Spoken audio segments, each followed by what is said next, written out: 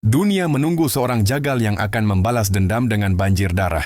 Namun yang mereka temukan adalah seorang pria yang menaklukkan dengan air mata dan martabat. Bayangkan atmosfer di luar tembok. Yerusalem pada tahun 1197. Tensi sudah mencapai titik nadir. Selama 88 tahun, kota suci itu dikuasai dengan besi dan api oleh tentara salib. Memori tentang pembantaian umat Islam di masa lalu di mana darah dikatakan setinggi lutut kuda masih segar dan berdenyut di benak setiap prajurit.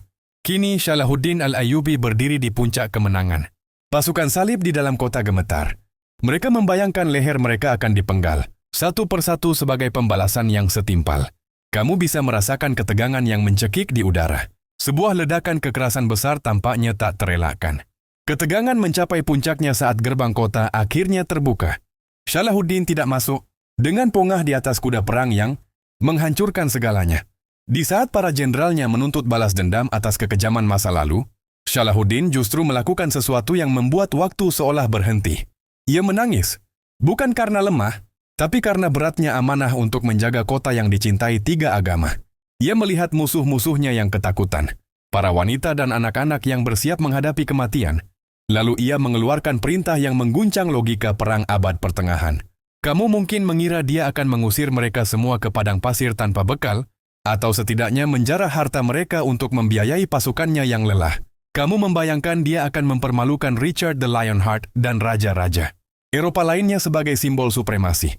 Salahuddin membebaskan tawanan yang miskin dengan uang dari sakunya sendiri. Saat musuh besarnya, Richard the Lionheart, jatuh sakit di tengah medan perang, Salahuddin tidak mengirimkan pembunuh gelap, melainkan mengirimkan buahan segar dan es salju untuk menurunkan demam sang rival. Keadilan dan kasih sayangnya begitu meledak-ledak hingga Richard sendiri berkata bahwa jika ia harus kehilangan Yerusalem, ia lebih rela kota itu berada di tangan Salahuddin daripada raja manapun di dunia. Salahuddin tidak memenangkan Yerusalem dengan jumlah pedang yang lebih banyak, tapi dia menaklukkannya dengan menunjukkan bahwa adab lebih tajam daripada baja.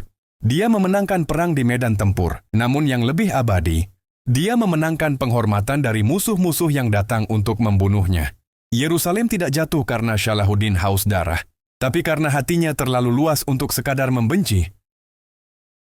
Jangan lupa subscribe, like, dan aktifkan notifikasinya. Terima kasih.